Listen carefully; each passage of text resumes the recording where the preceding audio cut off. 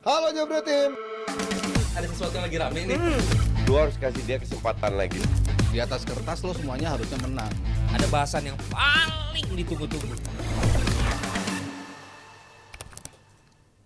Untuk pertama kalinya Manchester United bisa menang away di saat bertandang ke Ceko. Ini merupakan tonggak sejarah yang perlu kita lanjutkan, Mas Panji. Apanya sejarah anjing. Lawan Victoria Plaza anjing. Plaza Senayan itu Plaza. Sebenarnya ngelihat MU itu udah bagus atau enggak, lihat dari sosial media. Iya. Kalau udah rame yang keluar tuh yang muncul pendukung MU berarti itu udah stabil. Belum dong. Itu baru euforia Nah, sesaat. karena belum rame berarti belum stabil. Karena kalau baru menang sekali takut-takut keluar goanya. Enggak, karena menangnya juga baru lawan Victoria Plaza. Makanya keluar masih gini. Kalau udah 3 kali menang tuh baru tuh. Apa ya?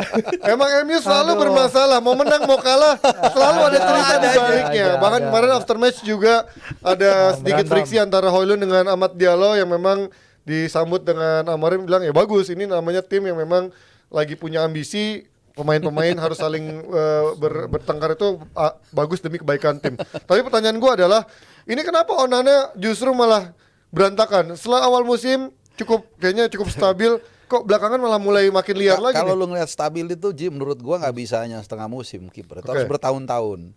Dan sebenarnya kan ketidakstabilan dia tuh, terutama yang dia mundur-mundurin bola itu, Nah, itu apa sih, menurut anjing? gua tuh Kesel, anjing. aneh sih. Kan gua toyor anjir nih orang. itu sih annoying banget sih. Maksud gua gini loh, dia kan yang kita tahu sebelum dari MU kan seorang kiper yang bagus lah gitu ya. Tapi Emang di setelah MU nggak? Jadi enggak, belum.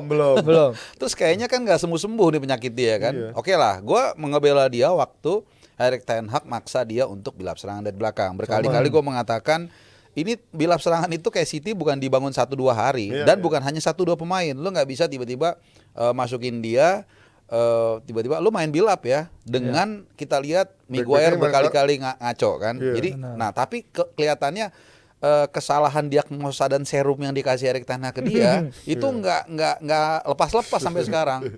Jadi tapi again ya, gue kalau sedikit agak random, gue agak bingung ya ketika Erik ten Hag cabut di bawahnya Ruud van Nistelrooy. Ini mungkin pertanyaan untuk kita nih, kenapa nggak dilanjutin aja gitu? Apanya? Ya, Van Nistelrooy? Iya. Ya karena Kenapa emang lu? dia udah punya proyeksi untuk Gue si Amorim. rasa dia bisa jadi simbol ruang ganti yang ya dia dengan segala atribut dia gitu loh. Ya dia kan pengen stay kan, cuman kan akhirnya Ya karena pergi ke- Amorim itu kan, Iya. itu dia maksud gua. Tapi kalau dia dulu di PSV pernah stres, masa iya dia di MU bisa stay? Ya, Kan menurut gua agak lebih mencurigakan Kan bisa lagi. juga kan saat itu kan dia belum matang, bisa Iya juga. sih. Tapi kalau gue lihat, gue nggak tahu ya, ini kan gue suka melihat dari gesturnya. Kelihatannya tuh dengan para pemain tuh enak semua. Dia juga milih pemain nggak terlalu banyak ada tendensi apa-apa. Gue ada dua pemain yang sebenarnya gue suka di MU, Ji. Itu Diallo sama Amad Diallo sama ke Maino. Dan itu kan terutama Diallo juga di bawah Ruud van Nistelrooy dia mulai pasang, mulai tune in. Nah, itu yang kadang-kadang gue simpel aja mikirnya.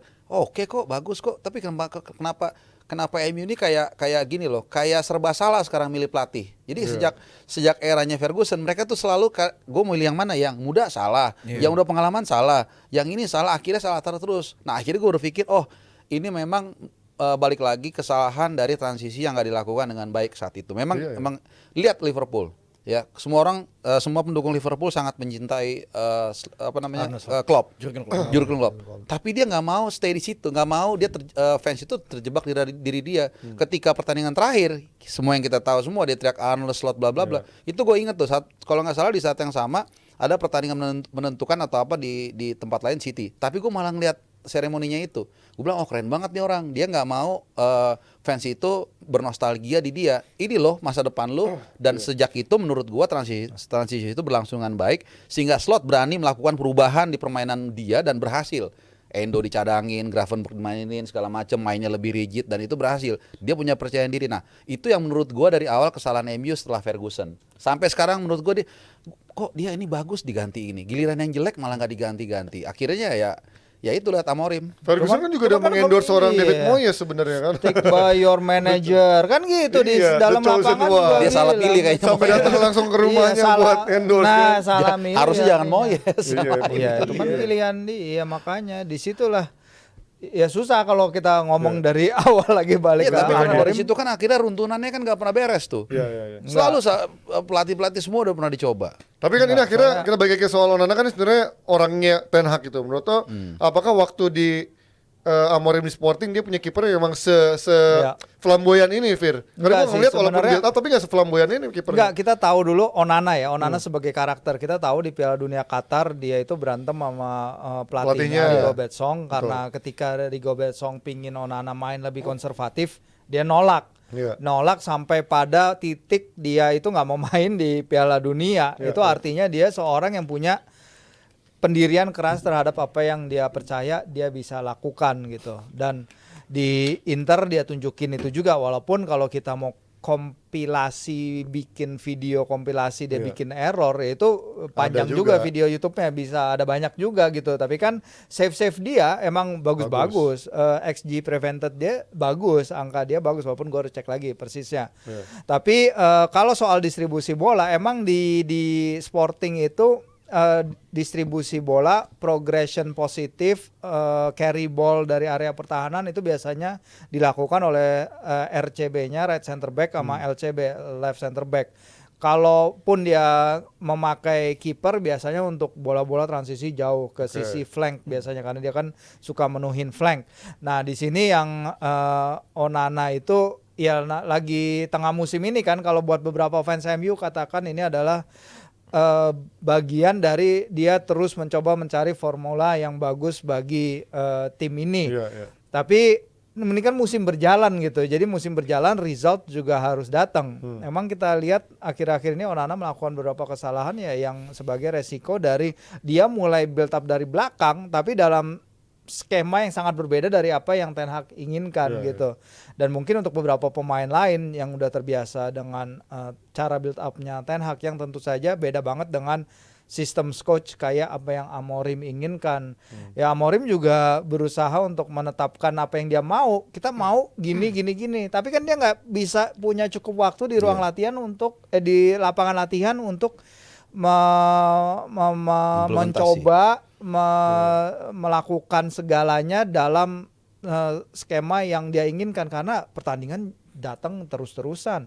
Paling balik dari pertandingan recovery, habis itu tactical, baru lapangan latihan recovery gitu. It's too much pertandingan sekarang untuk Amorim berusaha pingin apa yang dia lakukan.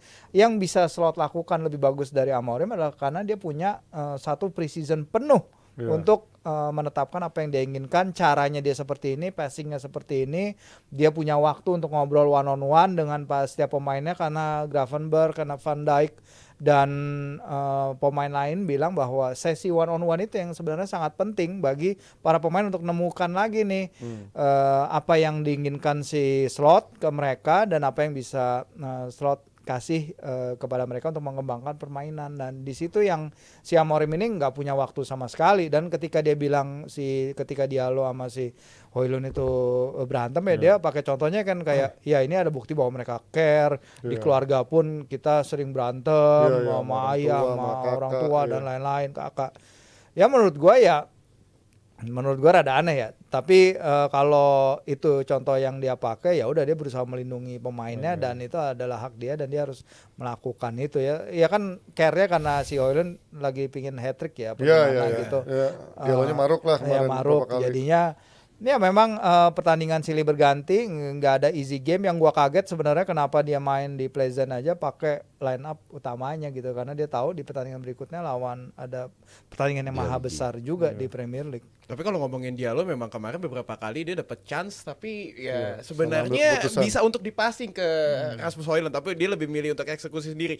Pun di pertandingan-pertandingan sebelumnya gue ngeliat juga beberapa kali passing dilakukan oleh Amad Diallo ini sering miss. Apakah memang decision making dari Amad Diallo ini masih belum sematang itu? Ya, iya bisa jadi. Karena masih muda juga ya, Bang Arpa. Mereka juga pemain yang Diallo perlu berapa tahun sih dia untuk menunjukkan bahwa dia bisa dapat kesempatan untuk main di tim utama Man United ini setelah beberapa manajer melewatkan dia. Emang dia datang masih muda banget, dia perlu masa transisi. Ketika Ole ya kalau nggak salah dia datang ya. Iya, dia itu belum main habis itu dipinjemin terus-terusan kan ke Sunderland dan lain-lain. Iya tapi ya work in progress. Kalau emang fans Man United melihat ada progresnya ya seharusnya sih nggak masalah. At least sampai akhir musim ini. Ya kita kan nggak bisa hanya melihat satu pertandingan kan, tapi kita harus tarik garis lurus secara grafis dia seperti apa. Kalau gue bilang grafisnya tadi yang Firzi bilang progresnya naik, dan itu lagi-lagi mungkin jadi dilematis kubu MU selama ini kan, kita nunggu atau kita melakukan improvisasi. Ya ini kan sering salah dari dulu kan, harus yang dia tunggu nggak ditunggu, harus yang dilepas malah dibiarin terus. Kalau Amad Diallo gue bilang sih, kalau gue lihat progresnya sih bagus. Oke lah ada 1-2 miss segala macem, tapi kan umurnya masih muda, kesempatannya juga di MU juga belum terlalu banyak, belum lagi ada transisi. Belum posisinya berubah-berubah mulu. Iya, jadi ya bek kanan. betul. Dan timnya kan juga lagi nggak stabil. Kadang-kadang pemain itu kan terpengaruh juga dengan dengan klubnya. Kalau klubnya lagi bagus ya biasanya dia gampang kan untuk ngisi untuk ngikut arus itu.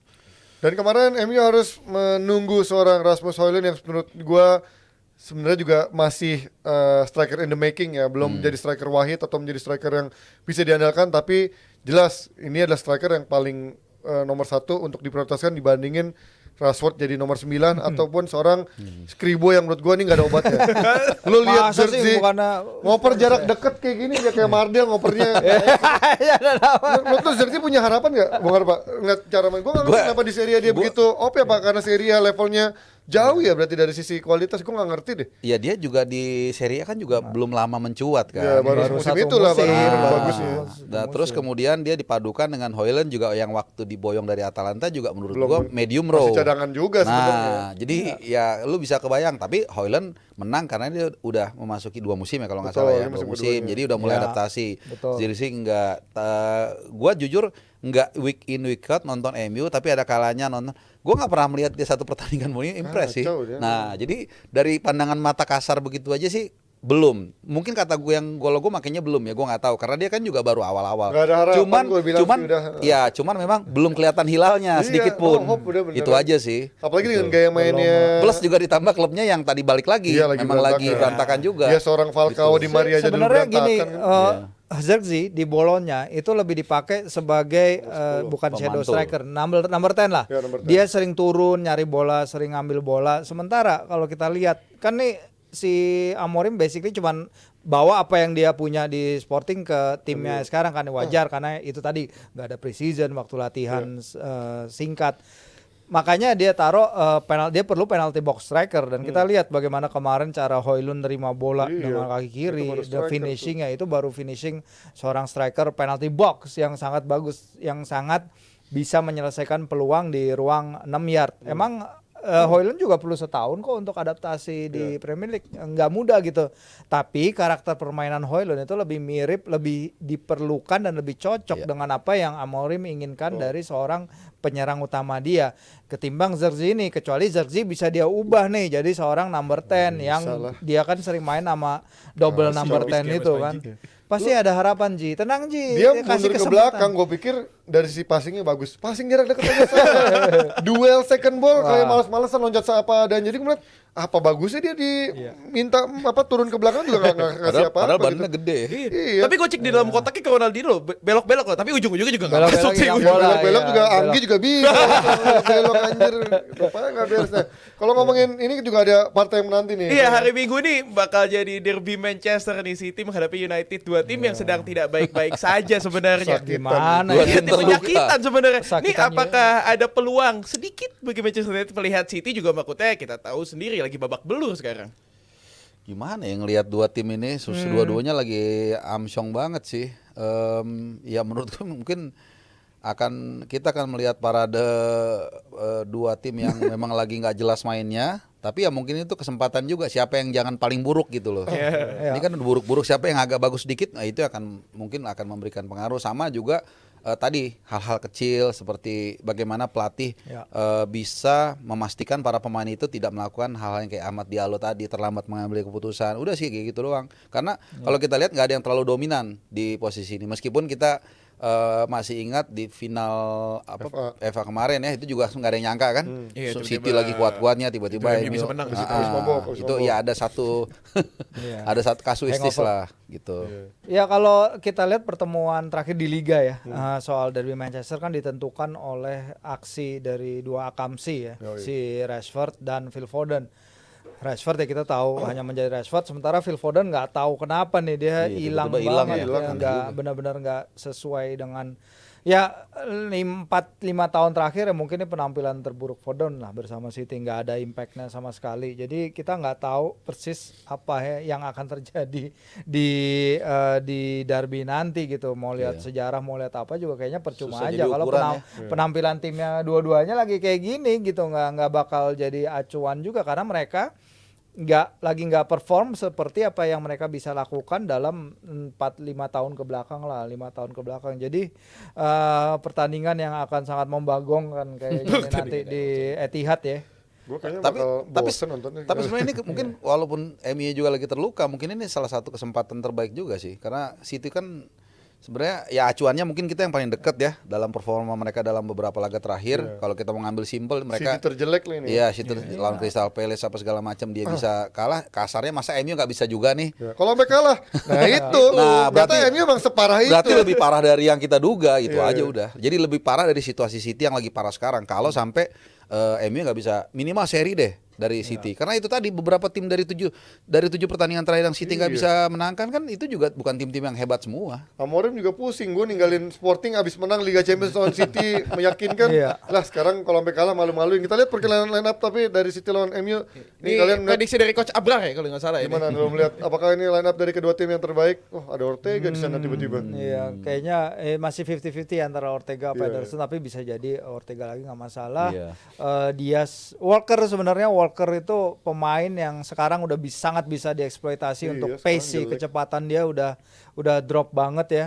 Mungkin kalau Garnacho didobling sama Rashford di sisi kiri penyerangan Man United itu bisa eksploitasi dia dan memanfaatkan Ruben Dias yang tentu saja kita tahu juga masih belum dalam peak performance dia setelah balik dari cedera, ya mungkin ada celah dari situ yang bisa dimanfaatin. Tapi ya ini nama-nama di sini performanya banyak yang lagi turun banget, jadi kita nggak tahu nih apakah akan balik ke individual brilliance lagi sama ketika Phil Foden tahu pada Maret lalu yang memutar balik golnya Rashford walaupun Man United unggul Cepet duluan. banget reaksinya. Dan juga Erling Haaland apakah dia bisa kembali mencetak gol ke gawang Man United, pertanyaannya masih sangat. Kalau lihat dari line up ini ya sebenarnya peluang gua ngeliat peluang MU untuk menang tuh ada. Karena again kalau kita lihat Gundogan di sini dia berupaya untuk quote by quote mengganti peran dari Rodri. Tapi kalau kita lihat terlalu berat beban dia untuk melakukan itu. Artinya nih ibaratnya ya biar gampang, ini bangunan ya pilarnya lagi nggak ada diganti sama kayu. Aduh. Jadi ini sebenarnya MU kalau nggak bego-bego amat ya, dia bisa tuh matain tuh kayu supaya Maksudnya rubuh emang- City. Tapi masalahnya di nomor Masa seringnya 18 bego-bego besi amat? tua. Bisa. 18 besi Enggak, tua juga gua- masalahnya. Gua besi tapi masih lebih kuat daripada kayu, men. Oke. Jadi gua rasa ini bukan untuk menyenangkan fans MU, ini gua fair.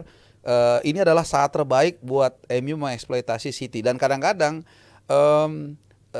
di City ini gue yakin lebih buruk dari yang kita pikir dan kadang-kadang pelatih itu atau tim berupaya untuk menyembunyikan lukanya. Kita nggak tahu. Ini kalau kelihatan dari 7 pertandingan, lihat dengan tengahnya seperti ini adalah belum lagi Gvardiol yang nggak stabil penampilannya di kiri, yang lu sendiri bilang Ji bisa dieksploitasi. Tadi Virgi juga bilang Walker menurut gue juga udah selesai picknya. Ini saat terbaik buat MU, walaupun bukan terbaik juga saat ini kondisi MU, tapi untuk bisa memenangkan pertandingan ini.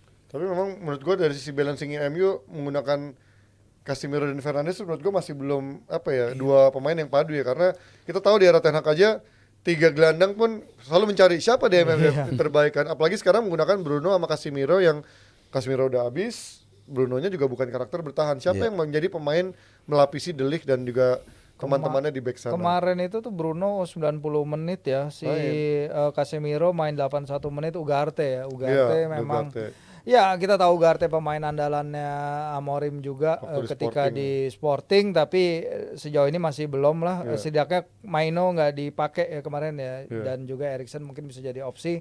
Battle di lini tengah juga ya bisa jadi menentukan Iya. juga, walaupun kayaknya nih sisi flank nanti akan lebih menentukan.